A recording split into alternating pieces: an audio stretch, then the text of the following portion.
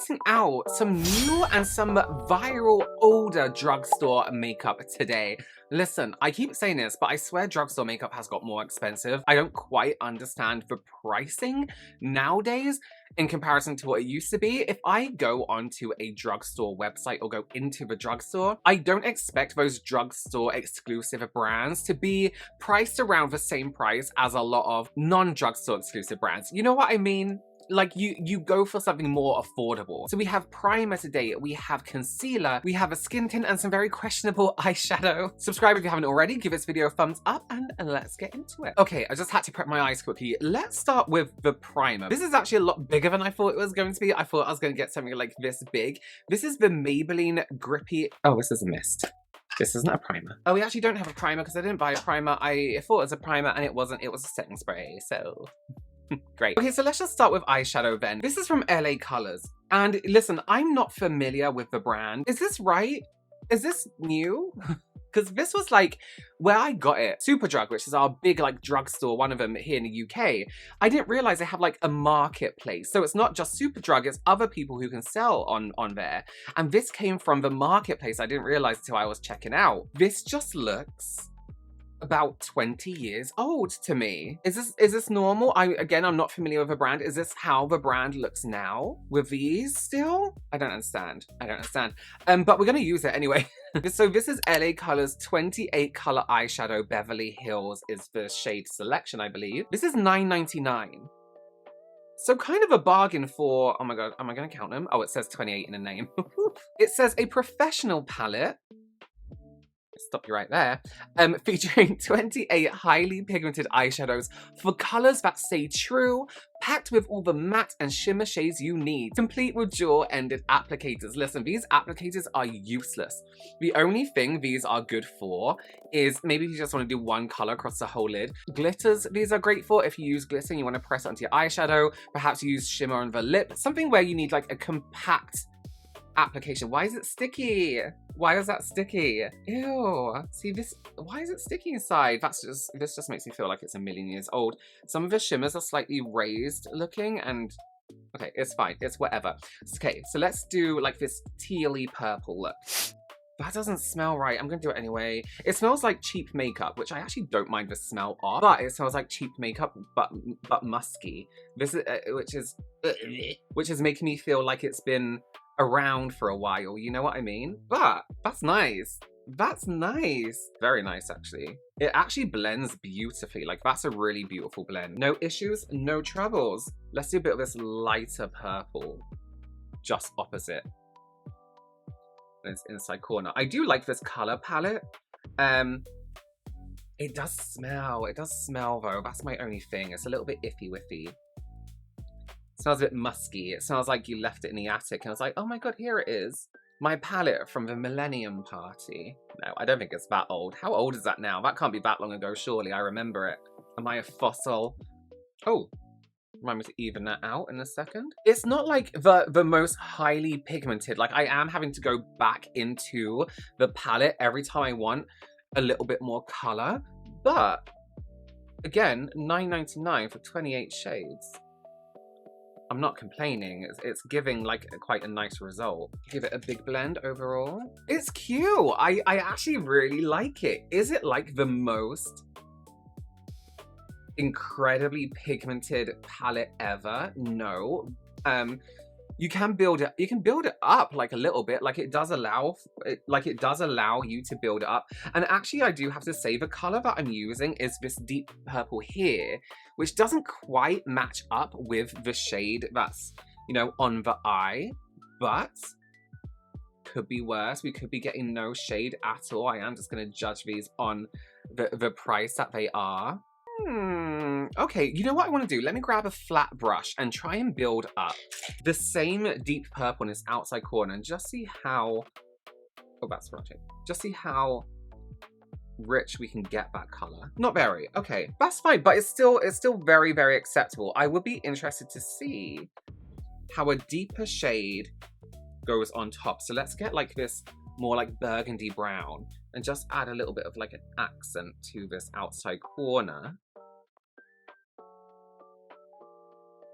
It's not bad. It's not bad. One thing I would say is there were like mattes and shimmers, but all of these do have a kind of shine to them. There's not one single completely matte shade within this palette. They all do have, well actually, no, even this blue has a bit of a, no, there's two mattes. So this green up here, this green here, and then this shade are matte. The rest aren't. The rest are very much shimmery. So that dark has added a little bit of something.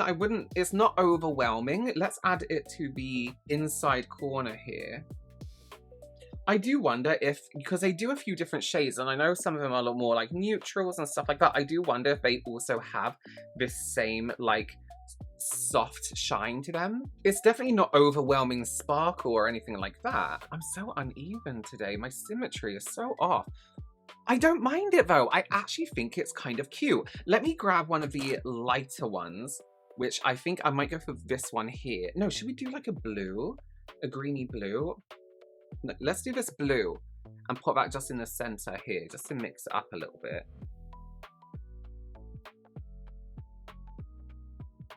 They are very, very soft. Use a brush with a little bit of purple on to just buff that in. Okay, so that has completely disappeared, and I haven't really wiped. I've just gone over with the brush, but it's not outrageous. You know what it is kind of missing? A lot of the shimmers, they're all very much on like the same level of depth. Apart from maybe this little group here and this one up here, I think I need more deeper tones to kind of add a bit of dimension to the look. I do have to say though, not bad. Not bad at all. I actually really, really like the finish. No complaints, just maybe a tiny bit more pigment, but for the price, I think it's pretty good. Okay, let's get some concealer on, because when I first saw these concealers, I was a little bit like, nice, okay, fine, as concealer. But then they did say other things like contour with them, do all this, and I was like, no, no, no. No, no, we don't want the point of a pencil for contouring. This is the Maybelline Fit Me Microscopic Concealer. It's $6.99. It's a micro target spot coverage that actively cares up to 24 hours of creamy gel formula, a 3mm tip, so very, very small. So I have shade 10, 20, and 25. Yeah, I really went around. Let's start with shade 10. I want to try it under the eyes. I also want to try it on my blemishes here. This isn't a love bite. That's so really, really bad. I wonder if I can cover it up when I see. Okay, shade 10, let's go. And what I want to do is kind of do like a big area first, and then see how like kind of smoothly it can blend into itself with my finger. Now I do wonder if they copied Lisa Eldridge with this. Probably not the best method for cutting off eyeshadow, but we're working with what we have today. So it does have that kind of what I expected, a bit of a waxier texture because it is a pencil. I'm kind of concerned that this is the lighter shade I have. That's fine. Okay, we don't need to use any other ones. This would actually be quite nice for like spot correcting in general, but also if you don't really want to wear much makeup. That is nice. That's quite nice. Let's try on this blemish. This is quite a dry, you know, one of those like drier blemishes. So what I'll do is I'll go over with a concealer first and then do a little blend. So we kind of get like a base layer down. That's already quite good. And then go over the top here. Another little layer. Shit, wow. Nice. I'm actually very, very impressed. My only thing is, which I would say is, let's see how much you get. That's how much you get. And you do, it starts here, and you do have to use, if you're gonna do a full face, or you're constantly doing under the eyes, or perhaps like larger areas of skin, like for me on the cheek, I feel like you would get through this quite quickly. But for $6.99, I'm guessing you might have to get through like two a month if you're a big makeup wearer. And maybe if you just like to touch up throughout the day, maybe not so many. Actually, that's a really good point. This will be incredible for just touching up as you go about your business, you know what I mean? So this is shade 10, and it actually kind of looks quite red on my skin, quite pinky. I think I would even have to go a little bit lighter than this.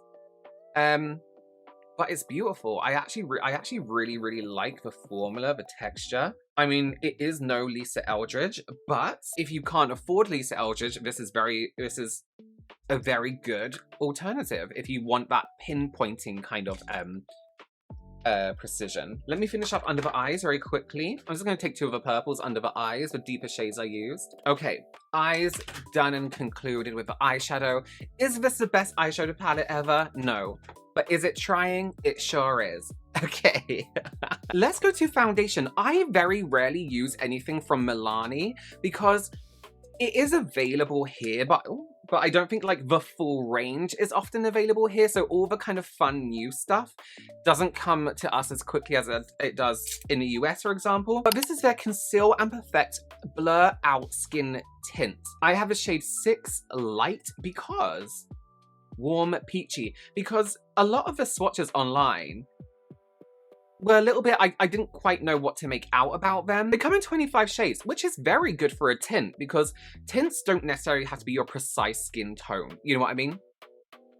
But it sure does help when they are. Right, I have no brushes. I need to sort myself out. Come on now. So this says it gives soft filtered skin in just a swipe. This ultra blurring, nourishing formula melts into the skin, delivering buildable, light to medium coverage with a natural, soft, matte second skin finish. I kind of just want like a regular skin tint. So I'm going to try fingers this side. It smells how you think it smells, like a drugstore foundation stick. I might have to do a little bit of concealer because I don't have anything, because I don't have anything light enough. I do want to brighten around my eyes. And I actually don't think, so just going back to the concealer stick, a pencil for a minute, I don't think I can quite get that brightness precision with that concealer. So I would have to go on top with a different concealer. This is good. I'm actually just going to go from the stick and then kind of circle on my nose outwards. This is good. This is really, really nice. I'm seeing even coverage. I'm seeing, like they said, that kind of satin, soft matte looks beautiful. I'm very impressed. And how much was this again?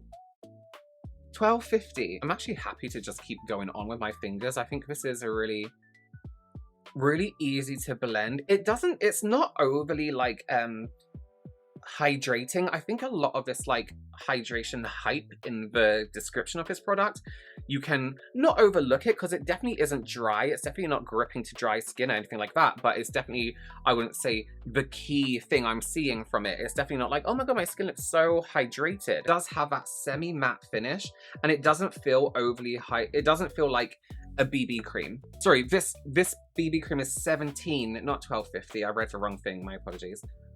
But I think it's worth it so far in terms of the coverage, the texture on the skin. Blends beautifully. It blends really, really nice. Kind of buff over like the edges, like around here and stuff with a brush just to make sure it's all blended nicely. I sometimes miss under my nostrils. You know, when you just get like line around your nostril. What do you think?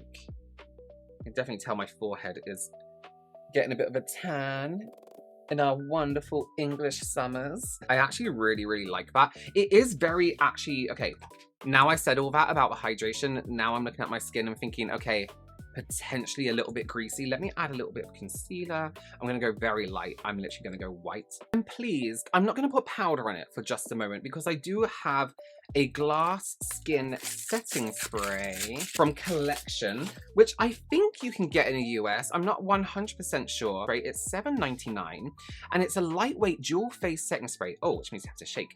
Which adds a dewy glass-like finish while helping makeup stay fresh. Quick drying and perfect for prep, set, or glow. Ah, I should have prepped with it. Now, I feel like this kind of contradicts itself a little bit because a setting spray is really gonna need to dry down, but with a dewy, hydrating glass-like finish, we're not drying down, right? But I actually don't even think they believe it does that. I actually think brands are using the term setting spray a little bit too here and there nowadays. I think they're just calling anything that you finish the makeup with a setting spray. I would call this like a finishing spray. Something that has an effect on it is more of a finishing spray than a setting spray.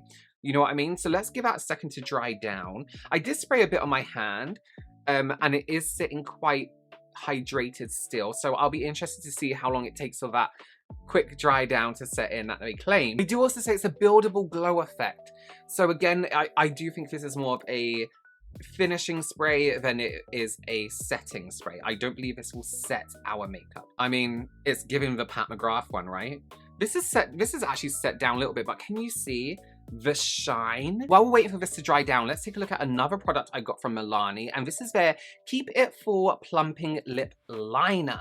And I have a shade Twice as Spice, because I kind of wondered, I was like, oh, is it like Max Spice? You know, that beautiful like pinky neutral. Are they trying to do a little dupe there? Let's try and get this packaging open. Listen, I don't appreciate this. A little hygiene sticker, sure. This plastic, so difficult to open. Okay, let me prime my lip just so we can see the color in all its glory. So this is just a regular like sharpen pencil. Apparently it has a little tingle to it. Listen, I don't care if the lip liner's plumping. If I want my lips to look plump with a lip liner, I'll overline my lip. Oh yeah, it's definitely tingling, definitely tingling. Oh, holy shit, that's spicy. Spicy, ooh, spicy. This hasn't really dried down, this spray. Just back to the spray for a minute. Let me powder it so I look like not so crazy greasy. It definitely hasn't dried down. Like, I feel like I could wipe my finger down my cheek and like all my makeup would come off. You know what I mean? Let's just mattify some areas of the face so we can see what that spray looks like in comparison to matte areas. Oh, there's no need for us to be this spicy. Ooh, holy shit. I mean, yeah, it's fine. Oh, it's getting worse. It's getting too spicy. I guess you could pop this over the whole lip.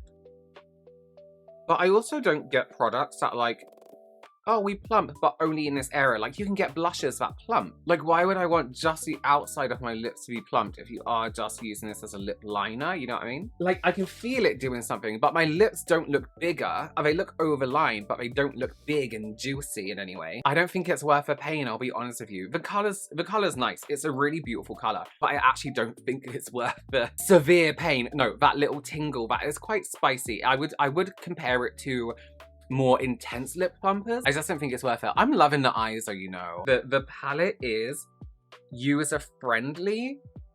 Even though you do have to do a little bit more blending and building, it's not the worst thing ever. I'm into it. Hate this lip combo I just did. Okay, so some highs and some lows there. I'm very interested to see what that concealer is like throughout the day. I think that'll be very interesting to see. Let me know your opinions down below. Is there anything from the drugstore that you have tried or want me to try? Let me know and I'll definitely grab them for you and give it a go. Please let me know if this palette is a million years old and I've just used something truly expired on my eyes.